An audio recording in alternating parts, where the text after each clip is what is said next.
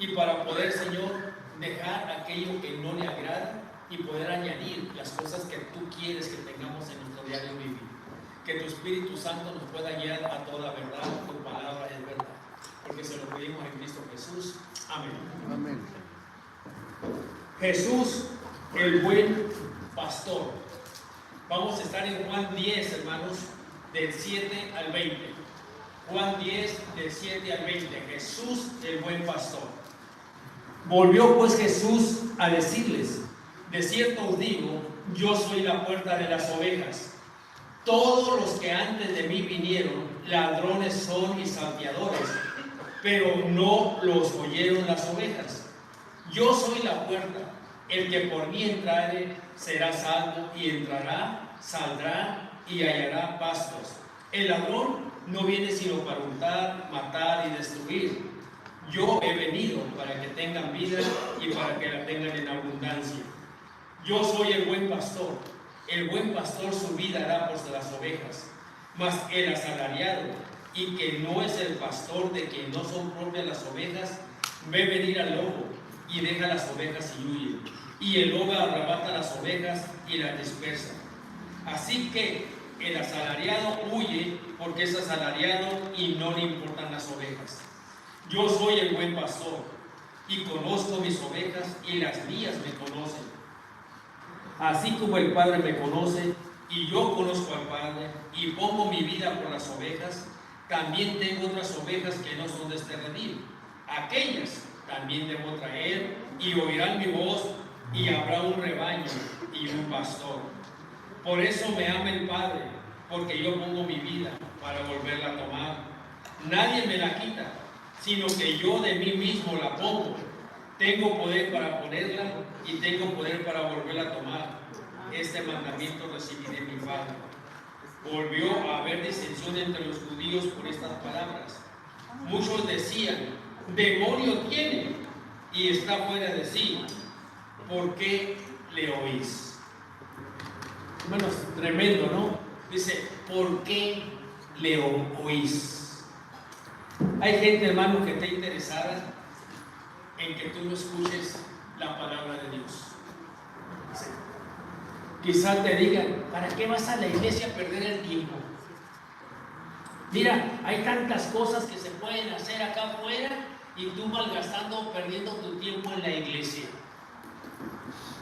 Bueno, hermanos, recuerde que el Evangelio de Juan tiene un propósito. Que una vez que lo hayamos leído, lo hayamos terminado, tú puedas creer que Jesús es el Hijo de Dios y tengas vida eterna. Ese es el propósito. Juan presenta a Jesús como el que cumple y el que sustituye. Y yo espero que al final, hermanos, del estudio de Juan, Cristo haya cumplido en ti su propósito y haya sustituido todo aquello que no debería de haber en ti y en mí, y que podamos ser llenos de Él. Hasta aquí, hermanos, ha habido un pleito. ¿Cuál es el pleito?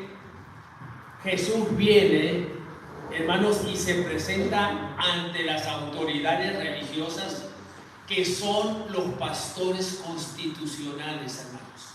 ¿Sí?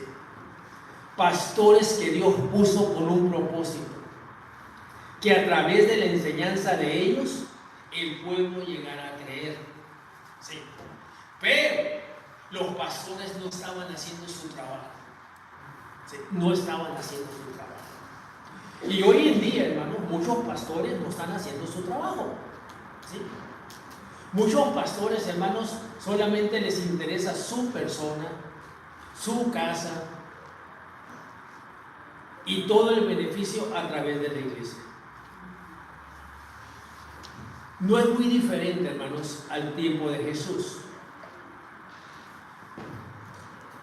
¿Cuántos aquí, hermanos? ¿Cuántos aquí, papás? Tanto hombres como hombres y mujeres. ¿Cuántos aquí todavía, hermanos, no están pastoreando o no estamos pastoreando nuestra familia como Dios dice? ¿Cuántos dicen: pastor, es que yo creo, yo entiendo así. Hermano, no importa lo que tú creas y lo que yo crea y cómo lo entiendes tú y cómo lo entiendo yo. Lo que importa es que hagamos lo que la Biblia dice. Eso es lo que importa. Jesús promete una cosa, hermanos, que si tú y yo obedecemos su palabra, se va a manifestar a nosotros. Y dice que Él y el Padre vendrán y harán morada en nosotros. Juan 14:23 dice eso, hermanos. El que me ama, guarda mis palabras. Y yo y mi Padre nos manifestaremos y vendremos y haremos morada en Él. Entonces, aquí, hermanos, Jesús está tratando de decirle a los pastores constitucionales del pueblo de Israel que ellos ya no pueden seguir ejerciendo ese papel. Recuerden, todos estos pastores fueron instituidos conforme a la ley de Moisés. Sí, conforme a la ley de Moisés. La ley de Moisés, hermanos, era simplemente, hermanos, temporal. ¿Hasta cuándo? Hasta que la gracia se manifestara. Recuerde que Pablo nos enseña, hermanos, y dice allá en Gálatas que todos los que dependen de las obras de la ley están bajo maldición. Sí, están bajo maldición. Jesús, la gracia, vino a librarnos de ese estado de maldición. Sí. Ahora, las autoridades se habían visto, escuchen, a sí mismas como la legítima puerta. Como la legítima puerta. Cuando Dios llamó a Moisés, ¿para qué lo llamó? No fue para introducir al pueblo de Dios a la tierra prometida, hermanos, para llevarlos a la tierra prometida. Pero si ustedes leen, hermanos, leen que 40 años Moisés, hermanos, fue fiel a Dios. Fue fiel a Dios. Y cuando ya estaban enfrente de la tierra prometida, hermanos, el pueblo se rebela. El pueblo se rebela. Y el pueblo le pide agua a Moisés. ¿Sí? Y hermanos, los pastores se cansan de todas las quejas del pueblo. Se cansan. Moisés se cansó. Moisés y Aarón se cansaron. Cuando alguien se cansa, hermanos, ya no va a responder de la misma manera que cuando está, hermanos, bien descansadito, bien relajadito. ¿Cómo reaccionamos cuando dices, hermanos, ya me llenaron el calcetín de piedritas? ¿Cómo reaccionamos? Más que nada, emocionalmente. Emocionalmente. Sí. Porque ya, hermanos, llegamos al límite. En esa situación, hermanos, cuando el pueblo se queja, hermanos, y pide agua, Dios le dice a Moisés, Moisés, no te apures. Tan sencillo que hables a la peña y la peña les va a dar agua. Recuerden que había una roca que los seguía y no eran los Rolling Stones, las rocas rodantes. Dice Pablo en 1 Corintios 10, y la roca que los seguía era Cristo. En la misma promesa a la iglesia, nunca te dejaré, nunca te desampararé. Y hermano, llega y Dios le dice, háblale a la peña. Antes de eso, ¿qué le dijo Dios a Moisés? Golpea a la peña. Sí, antes de eso era golpea a la peña. En esta ocasión, hermano, Dios le dice, háblale. Y ella le va a dar agua. Y hermano, Moisés y Aarón, hermano, ya enfadados, ya cansados, se voltean y le dice al pueblo, así que ahora tenemos que darle agua. Fíjense bien, tenemos. Bueno, ningún pastor puede hacer y puede proveer a la iglesia lo que solo Dios puede proveer. Pero ya estaban cansados y toman el lugar de Dios. Así que ahora tenemos que darle agua. Cuando Dios le dijo, háblale a la peña. En su enfado, hermanos, en su enfado, ¿qué hace Moisés? Golpea la roca. Golpea la roca. Y aún así, hermanos, la roca dio agua. Dios cumple su promesa. Escúchame bien esto, hermanos. ¿Cuántas veces has sido fiel a Dios? ¿Cuántas veces y por cuánto tiempo has sido fiel a Dios? Pero ¿cómo has respondido a Dios en esos momentos de tu enfado, de tu cansancio? Y Moisés, hermanos, y Moisés se voltea y golpea la peña.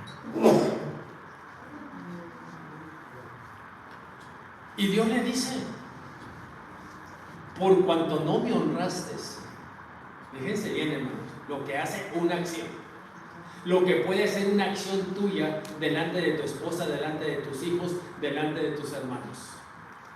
Cuando Dios te manda a hacer algo y no lo haces como Él te manda, y lo haces como tú crees y piensas que debe de ser, escúchame bien, por cuanto no me honraste delante del pueblo, no vas a entrar a la tierra prometida. ¿Qué representaba Moisés? La ley. La ley no nos puede salvar. La ley no nos puede salvar. Moisés no podía introducir al pueblo de Dios. Tenía que haber un cambio. Tenía que haber un sustituto. Cristo viene a cumplir y a sustituir. ¿Y quién toma el tipo de Jesús en ese momento? Oseas. ¿Qué significa salvación? Oseas, a quien Moisés cambió el nombre y le puso Josué. ¿Y qué significa Josué? Salvación. Y Josué sustituyó a Moisés. Y Josué representaba la gracia. Y es a través de la gracia que el pueblo entraría en la tierra prometida. Bueno, aquí tenemos a estos pastores, hermanos, nombrados por la ley. ¿Por qué rechazaban estos pastores a Jesús? Porque Jesús no estuvo en las escuelas de ellos. Jesús no fue enseñado por estos pastores, hermanos. Por eso ellos rechazaban a Jesús. Entonces, las autoridades se habían visto a sí mismas como la legítima puerta de acceso al pueblo. Veían a Jesús como ilegítimo porque no había entrado al pueblo a través de ellos. En los versículos 7 al 10, hermanos, vayan ahí, estén conmigo, por favor. Versículos 7 al 10 de Juan. Volvió pues Jesús a decirles, de cierto os digo, yo soy la puerta de las ovejas. Todo, escúchenme bien, hermano, ¿cómo le va a llamar a los pastores instituidos bajo la ley? Todos los que antes de mí vinieron, ladrones son y salteadores, pero no los oyeron las ovejas. Yo soy la puerta, el que por mí entrare será salvo, y entrará y saldrá y hallará pastos. El ladrón no viene sino para hurtar, matar y destruir. Yo he venido para que tengan vida y para que la tengan en abundancia. En los versículos 7 y 10, Jesús dio la vuelta a su criterio, explicando que Él, no ellos, eran la verdadera puerta. ¿Qué sucede? Recuerde que estos pastores están bajo la ley, instituidos por la ley. ¿Qué sucede con los que están bajo la ley? Gálatas 3, 10, 11. Gálatas 3, 10, 11, hermanos. ¿Podrían ellos realmente, hermanos, ser la puerta de entrada para el pueblo de Israel, hermanos, a la salvación? ¿Qué dicen? Porque todos los que dependen de las obras de la ley están bajo maldición, pues escrito está: maldito todo aquel que no permaneciere en todas las cosas escritas en el libro de la ley para hacerlas. Y que por la ley ninguno se justifica para con Dios. Es evidente, porque el justo por la fe. Cristo vino a sustituir la ley y vino a cumplirla. Y de ahí, hermanos, todos los que aceptaran a Cristo, todos los que creyeran en Cristo, por fe, entrarían a la salvación. Juan 3:18, ¿qué dice, hermanos? Juan 3:18.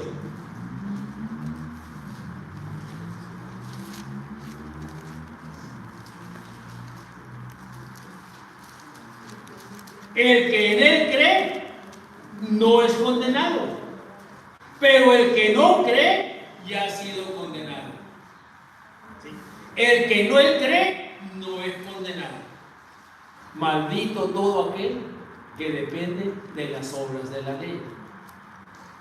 Pero el que en Él cree no es condenado. El que no cree ya es condenado. Hermanos, aquí el ciego había creído. Sí, el ciego. Recuerden que el capítulo 10 es una explicación del capítulo 9. ¿Sí? El ciego era una oveja. Una oveja olvidada por los pastores constitucionales. Y no era la primera vez, hermanos, que estos pastores ignoraban a las ovejas de la casa de Israel. Más adelante vamos a ver cómo ellos no cuidaban las ovejas, hermanos. Cómo a estos pastores nomás les interesaba su persona y guardar el poder. Entonces, hermanos, la diferencia entre los que habían entrado legítimamente al redil y los que habían subido por otro lado. ¿Cuál es la puerta, hermanos, legítima para entrar al redil? Jesús. Nadie viene al Padre. ¿Cuál es por otro lado? La ley. Los que querían entrar por la ley a la salvación. ¿Qué le dijo Jesús a Nicodemo? Nicodemo, ¿tú piensas que estás ya dentro del reino? Mira, déjame decirte que ni siquiera sabes, ni siquiera lo has visto, mucho menos permanecer en él. Y Nicodemo era maestro de la ley, era maestro del pueblo de Israel. ¿Y qué le dice Jesús? A través de la ley no vas a llegar a ningún lado. La ley nos lleva y nos deja en la puerta. Nos deja en la puerta. La ley nos condena. Pero ¿qué dice Jesús? Yo he venido para que tengan vida eterna. La ley nos lleva a la puerta. Es lo único que puede hacer. Moisés llevó al pueblo a la puerta de la tierra prometida. Pero fue Josué el que introdujo. En este caso es Jesús el único que puede introducir a todas las ovejas de Israel, hermanos, a que entren a la salvación a través de él. Por eso dice, el que en él cree no es condenado. El que no cree ya ha sido condenado. Y en este caso, hermanos, los que no creían eran los pastores constitucionales del pueblo de Israel. Ok, entonces, hermano, dice, según Jesús, podía palparse en sus intenciones y en las consecuencias de sus acciones. El que había entrado legítimamente buscaría el bien de las ovejas, mientras que el otro procuraría su propio bien. Entonces, el llamado de Jesús a las autoridades fue que dejaran de fijarse en las estructuras que legitimaban su poder y que se concretaran en sus actitudes hacia el pueblo y en las consecuencias de tales actitudes. Las autoridades buscaban solo su propia gloria. ¿Cómo sabemos que las autoridades solamente buscaban su propia gloria? Juan 5:44, hermanos. Juan 5:44.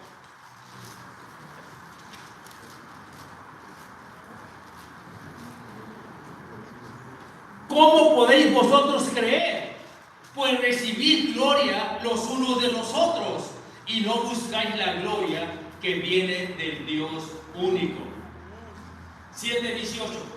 Juan 7:18. El que habla por su propia cuenta, su propia gloria busca. Pero el que busca la gloria del que le envió, este es verdadero y no hay en él injusticia. Entonces, hermanos, en este sentido, las autoridades, hermanos, estaban buscando su propio reconocimiento. No tenían, escuchen, no tenían una actitud pastoral hacia la gente, sino decían: esta gente que no sabe nada de la ley está bajo maldición. Juan 7:49. Si el pueblo no sabía nada de la ley, ¿de quién era la responsabilidad que conocieran de la ley? De ellos. Pero no se tomaron el tiempo de enseñarle al pueblo. Hermanos, ¿de quién es la responsabilidad de enseñarles a tus hijos y a mis hijos de Dios? ¿No es tuya y mío, papá, mamá? Y si tus hijos no conocen a Dios, ¿a quién le vamos a echar la culpa? Y no vamos a cantar la canción "Échame a mí la culpa". ¿A quién vamos a culpar, hermanos, si son tus hijos y son mis hijos? ¿Cuántas veces, hermano, no hemos dicho: no, la iglesia no enseña nada? Déjame te corrijo. Es que tú eres parte de la iglesia. Y si tú no enseñas a tus hijos en casa, entonces la iglesia no está enseñando nada. Qué hermoso cuando tú y yo enseñamos a nuestros hijos en casa y la iglesia reafirma, hermanos, lo que tú y yo les hemos enseñado a nuestros hijos en casa. Y lo que se enseña en la iglesia, hermanos, y se predica en la iglesia, confirma y reafirma lo que tú ya les enseñaste en casa. Tenemos, hermanos, una gran responsabilidad, porque cada papá y cada mamá aquí, hermanos, somos responsables de pastorear a nuestros hijos y a nuestra esposa. Hay un peligro que muchos maridos dejan, hermanos, toda la responsabilidad y enseñanza espiritual a la mujer, y eso no es posible. Porque el hombre es la cabeza, es la que enseña, es la que guía, y es la que le dice a la esposa y a los hijos: síganme porque yo los voy a llevar a la victoria, yo los voy a llevar al éxito. No tenían actitud pastoral hacia la gente, sino que los condenaban. Las consecuencias de tal actitud, escucha, hermano, las consecuencias de tal actitud incluían la destrucción de la casa de Dios. ¿Cómo destruimos la casa de Dios, hermanos? Juan 2. Vamos a Juan 2, hermanos.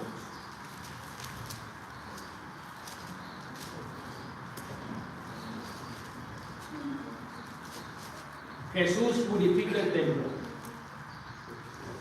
Escuchen.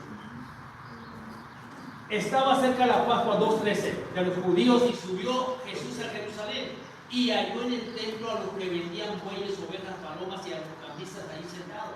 Y haciendo un azote de cuerdas echó fuera del templo a todos y las ovejas y los bueyes y esparció las monedas de los cambistas y volcó las mesas y dijo a los que vendían palomas: quitad de aquí esto y no hagáis de la casa de mi padre casa de mercado. Entonces se acordaron sus discípulos que está escrito: el celo de tu casa me consume. Y los judíos respondieron y le dijeron: ¿qué señal muestras ya que haces esto? Respondió Jesús y les dijo: destruid este templo y en 3 días lo levantaré.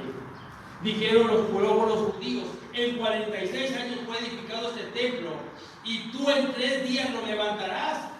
Mas él hablaba del templo de su cuerpo. Por tanto, cuando Jesús resucitó de entre los muertos, sus discípulos se acordaron que había dicho esto y creyeron la escritura y la palabra que Jesús había dicho. Destruir esto y en 3 días lo voy a levantar. Jesús le estaba diciendo: ya no es a través de este templo en el que ustedes van a tener una relación con Dios. Ahora es a través de este templo, su cuerpo, que todos tendríamos una relación con Dios. ¿Sí? No el templo físico. Y acuérdense, hermano, hasta hoy en día no existe el templo en Jerusalén. ¿Sí? Hasta hoy en día. Pero hermanos, entonces, ¿cómo la gente, a dónde va a ir, hermanos, la gente para tener una relación con Dios? ¿Cómo? Oh, hermanos, Dios le dejó ese trabajo a la iglesia. Si es a través del templo que la gente, hermanos, puede tener una relación con Dios, puede llegar a conocer con Dios, ¿cómo se hace esto? Pablo lo explica, hermanos. 1 Corintios 6:19. ¿No sabéis que vuestro cuerpo es el templo del Espíritu Santo y que no sois vuestros y que Dios mora allí? Cada cristiano es un templo por el cual el inconverso puede llegar a tu templo y tener un encuentro con Dios. ¿Sí? Todavía es a través del templo. Pero tú y yo somos ese templo. Y es a través de ti y es a través de mí que el inconverso, el que no conoce a Dios, hermano, puede llegar a tener una relación con Dios. El problema, hermanos, ¿qué encuentra la gente en tu templo y en mi templo? ¿Qué encontró Jesús en el templo, hermanos?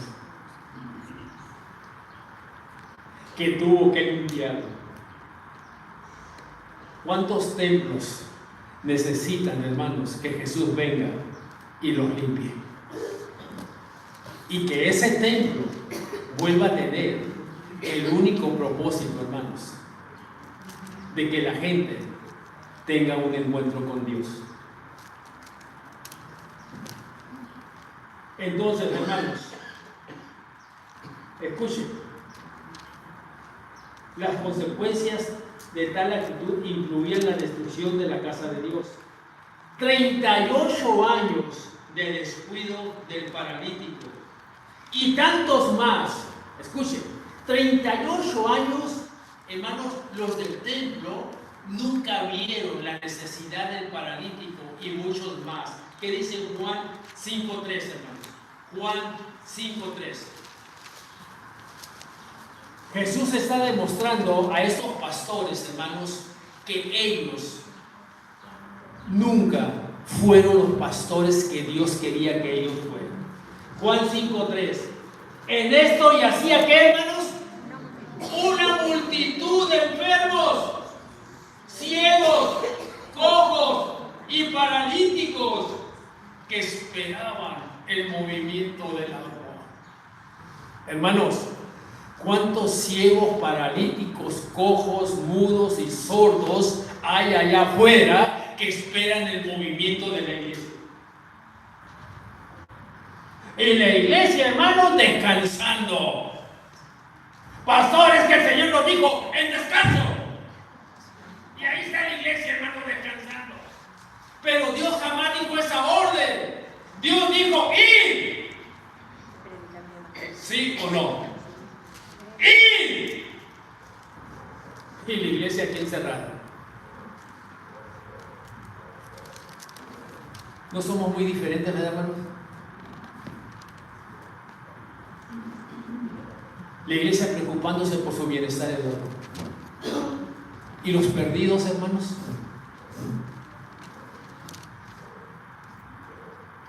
Me dijo una hermana de Chile: ¿quieres que Dios bendiga tu iglesia? Hermano, ¿quiere que Dios bendiga tus finanzas? Empieza a dar. Empieza a dar. Y hermano, gracias a Dios porque esta iglesia da.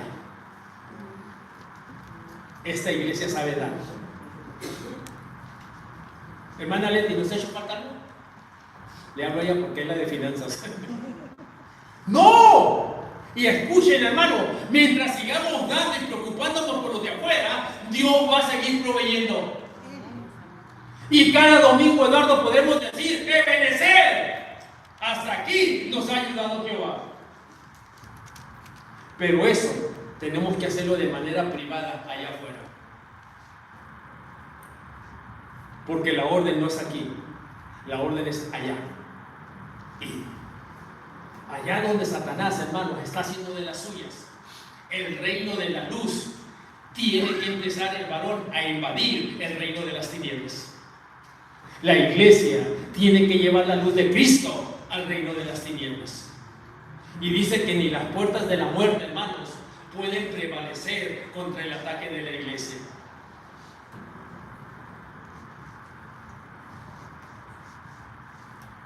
Y medidas represivas. Ahora, ¿qué pasaba? Escúchenme. Esos pastores, hermanos, me recuerdo cuando yo me convertí, hermanos, y Jesús daba a mi padre espiritual, y él venía, hermanos, cada sábado a darnos discipulado. Y cuando lo vio el pastor de la iglesia, hermanos, se enojó. Dice: ¿por qué viene ese hombre a darle discipulado? Porque el pastor de mi iglesia, hermano, que estaba en ese tiempo, nunca se ofreció a dar discipulado. Entonces me dijo mi padre espiritual: es que tienes que ser alimentado. Acabas de nacer, necesitas ser alimentado. Y él venía.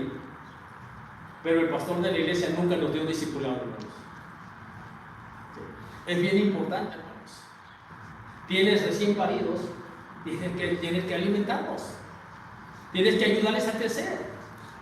Y de hecho, hermanos, en marzo hay bautismos. Sí, hay bautismos. Para que si alguien no está bautizado, hermanos, necesita ser bautizado, vamos a tener los bautismos el último domingo de marzo. Vamos a tener los bautismos. Entonces, hermanos, Jesús les está diciendo a estos pastores en todo lo que habían fallado. ¿Qué sucedía con estos pastores institucionales? Si alguno, hermanos, se atrevía a identificarse con la verdadera puerta que era Cristo, ¿qué creen que iban a hacer? ¿Cuál era la amenaza? Juan 9:22, hermanos. Juan 9:22.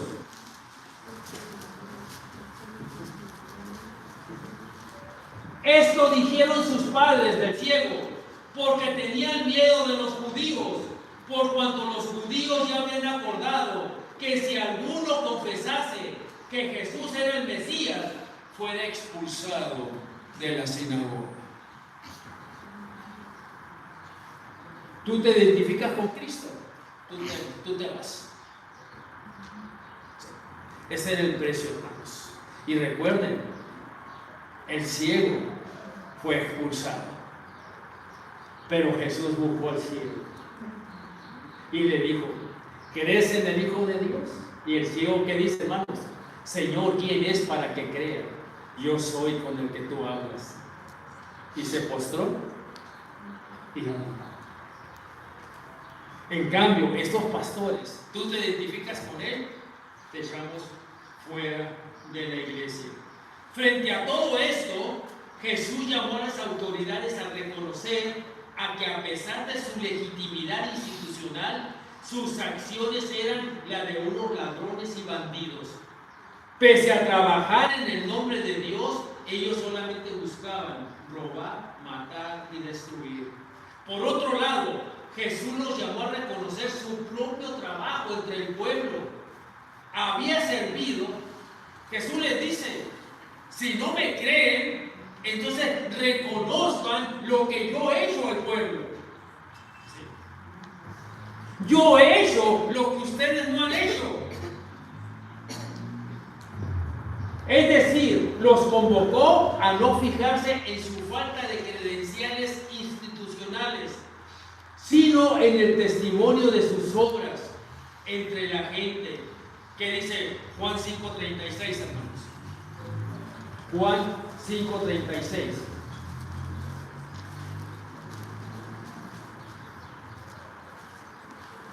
Mas yo tengo mayor testimonio que el de Juan, porque las obras que el Padre me dio para que cumpliese las mismas obras que yo hago, dan testimonio de mí, que el Padre me ha enviado. ¿Cuál es el testimonio de un verdadero hijo de Dios que ha nacido de nuevo, hermanos?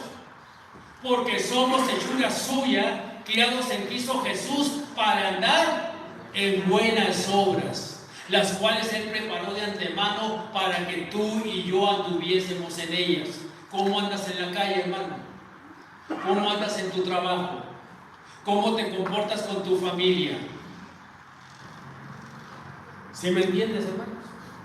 Si tú no eres capaz de andar en buenas obras, tú necesitas conocer a Jesús. Tú necesitas conocer a Jesús.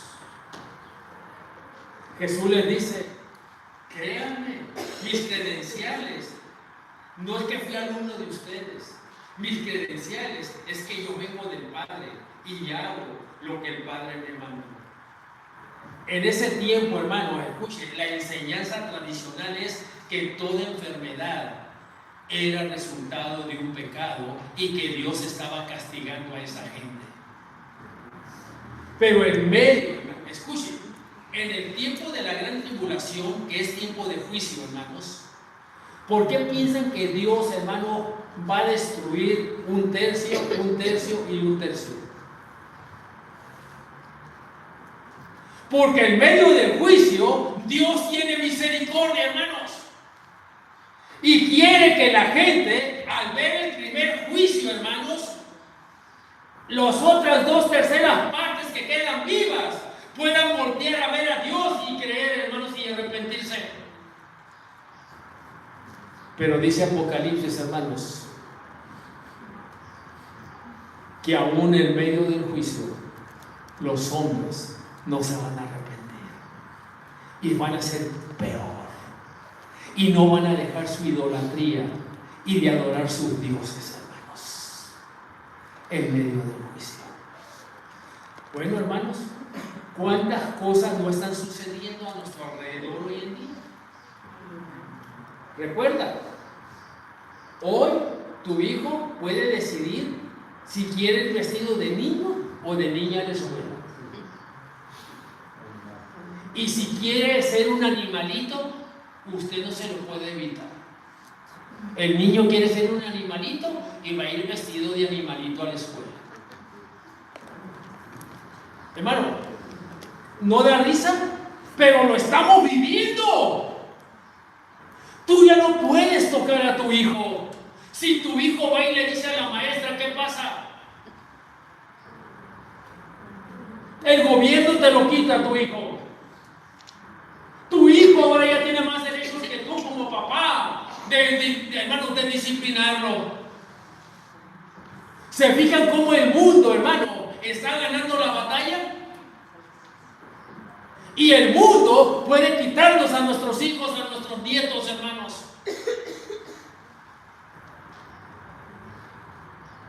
La integridad, hermano, escúcheme bien. La integridad no se negocia. La integridad no se puede negociar. ¿Quiénes, hermanos, nos enseñaron que la integridad es 100% a Dios? Pésele a quien le pese sobre la faz de la tierra. ¿Quiénes nos enseñaron? Sadrach, Mesach y Abednego. ¿Es cierto, Sadrach, Mesach y Abednego, que no habéis adorado a una imagen que yo hice? ¿Estáis ahora dispuestos a adorar a la imagen que yo hice al oír el sonido de la música, de los instrumentos? Porque si no lo hicieres, seréis echados al horno de fuego. Piensa esto, hermano, piensa esto. Cuando Nabucodonosor construyó su estatua, Eduardo, ¿qué tenía que hacer un horno de fuego al lado? ¿Qué tenía que haber un horno de fuego, Damián, al lado de la estatua? El rey la había construido con todo eso, hermano, con alevosía y ventaja. Desde que construyó la estatua, dijo: el que no la adore, se muere. ¿Y qué le dicen, hermanos, los hebreos al rey? Mira, rey, sobre este asunto no hay necesidad de alegar, no hay necesidad de discutir. Escucha, el Dios, aquí hay un hermano, aquí está el secreto. El Dios al que servimos. ¿Tú puedes decir lo mismo, hermanos? ¿Que Dios al que tú sirves te puede librar del fuego? Ahora fíjense bien. Ellos no declararon, hermanos, nos va a librar. No declararon eso. Ellos dijeron: al que servimos nos va a librar de tu mano. Dice: y si quiere, nos puede librar del horno del fuego. Y también dice, hermano: y si no quisiere, si Él permite que muramos en el horno de fuego, sepas, oh rey, que no vamos a adorar a tu imagen, no vamos a adorar a tu estatua. 7 veces más fue calentado el horno. Pero ellos no negociaron su integridad, hermanos. Ellos fueron íntegros en su corazón a Dios. ¿Cuántas veces, hermanos, no ante un horno de fuego, ante un pedido de los nietos, ante un pedido del marido, ante un pedido de la esposa: mijo, hoy no vayas a la iglesia, mijo, hoy quédate? Y hermanos, y nos quedamos. ¿No es el día del Señor hoy, hermano? ¿Qué autoridad tienes tú y tengo yo para disponer de ese día que no te corresponde? ¿Sí me entienden, hermanos? ¿Somos íntegros, hermanos? ¿Somos íntegros? Recuerda, hermanos, aquel dinero en las pizzas. Le llevaron las pizzas y lleva un fajo de billetes, hermanos, y va el hombre, hermanos, y regresa el dinero a las pizzas. Y el dueño de la pizza dice: mira, eso tiene que saberlo la sociedad y todo. Pues mira, va a venir el periódico y va a sacar para que sepan que todavía hay gente honrada en esta ciudad. Y el hombre: no puedo. Y entonces, ¿por qué? Porque con la que vine no es mi mujer. No había ido con su mujer. El hombre era honrado, pero no era íntegro. Podemos ser honrados, pero no somos íntegros delante de Dios, hermanos. ¿Cuántas cosas hay que están escondidas allá? Y que por esas cosas escondidas, hermanos, tu luz no puede brillar en público. Jesús le dice a estos pastores: a través de ustedes, las ovejas jamás han podido encontrar la puerta de salvación. Y hermano, ¿no es triste que a través de ti y a través de mí las ovejas perdidas no puedan entrar a Jesús y venir a conocer a Jesús? Y sigue diciendo, hermanos: reconozcan que yo he hecho la obra de mi Padre. Las palabras de Jesús en el verso 8, escuchen, en el verso 8, hermano, de Juan 10, ¿qué dice el verso 8? Todos los que antes de mí vinieron ladrones son y salteadores, pero no los oyeron las orejas. Y hermano, los que vinieron antes de Jesús no estaba hablando ni de Moisés, ni de Abraham, ni de todos los profetas. Se lo estaba diciendo a estos pastores. Y les estaba diciendo, son ladrones y son salteadores, hermanos. Jesús ya había dicho que a tanto Abraham como Moisés, hermanos, y toda la revelación dada a Israel daba testimonio a su favor. Juan 8:56, ¿qué dice, hermanos? 8:56. Abraham, vuestro padre, se gozó de que había de ver mi día, y lo vio y se gozó. Juan 5:39, ¿qué dice, hermanos? Juan 5:39. Escudriñad las Escrituras, porque a vosotros os parece que en ellas tenéis la vida eterna, y ellas son las que dan testimonio de mí. 45 y 46 del mismo capítulo 5, hermanos. No penséis que yo voy a acusaros delante del Padre. Hay quien os acusa, Moisés, en quien tenéis vuestra esperanza. Porque si creyereis a Moisés, me creeréis a mí, porque de mí escribió Moisés. Es posible que la palabra del versículo 8 es una acusación contra los líderes con los cuales Jesús hablaba. En el versículo 9 vemos que Jesús fue cambiando la metáfora. Mientras que en los versos 1 y 2 la puerta se relaciona, escuche, con el acceso a las ovejas, acceso legítimo, en contraste con el de los ladrones. En el versículo 9 la puerta se relaciona directamente con el movimiento de las mismas ovejas. ¿Qué hacían las ovejas, hermano? Escuchaban a Jesús y lo seguían. Las ovejas se mueven. Escuchan la voz de Jesús y lo siguen. ¿Sí? Escuchen, la entrada al redil se convierte en ingreso a la salvación y garantía de bienestar. Este cambio en el significado de la puerta, símbolo de acceso legítimo, símbolo de salvación, lleva a la declaración del versículo 11. Dado que el pastor es, al fin de cuentas, el encargado del cuidado de las ovejas. ¿Qué dice Juan 10:11, hermanos? Yo soy el buen pastor, y el buen pastor su vida da por las ovejas. En este sentido, el versículo 9 de Juan 10 dice más o menos lo mismo que se cita en la famosísima frase de Juan 14:6. Yo soy el camino, la verdad y la vida, nadie llega al Padre sino por mí. En el versículo 11, Jesús continúa la metáfora pastoral, pero cambia el enfoque, siempre hablando de su propio trabajo, mientras que en los versículos 9 y 10 destacan los resultados para las ovejas. ¿Cuál es el resultado, hermanos, de los versículos 9 y 10? La salvación. Y los versículos 11 al 15 resaltan el resultado para el pastor. ¿Cuál era el resultado para el pastor? La muerte. El buen pastor, su vida da por las ovejas. Ese era el resultado, hermanos, para el pastor. Al mismo tiempo Jesús cambia los términos, escuchen, del contraste. Ya no sería pastor ladrón, sino pastor asalariado.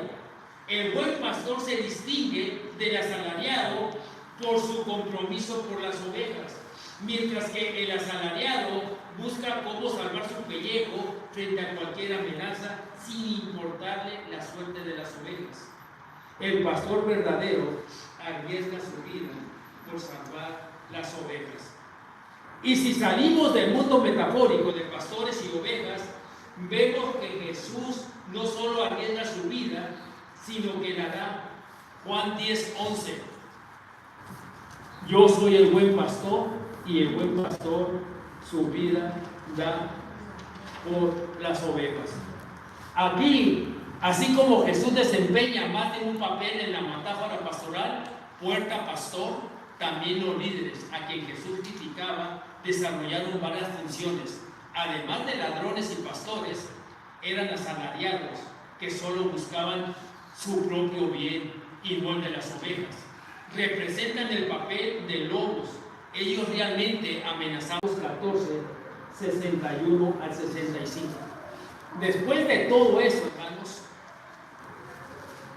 estos pastores institucionales van a tomar una decisión contra el verdadero pastor de las ovejas. Marcos 14, 61 al 65, hermanos, ¿qué dice?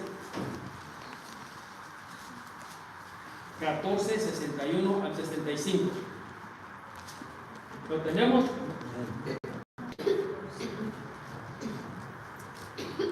Mas él callaba y nada respondía.